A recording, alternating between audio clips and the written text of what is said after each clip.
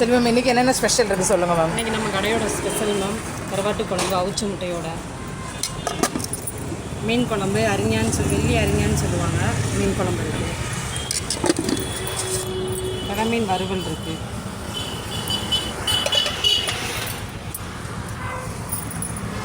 chicken ஈரல் இருக்குது, முட்டை மசால் கிரேவி இருக்குது, இஞ்சி சிக்கன் இருக்குது, ஓகே,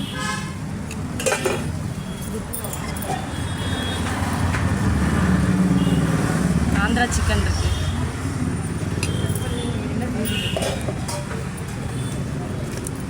நெய் முந்திரி சிக்கன் இருக்குது,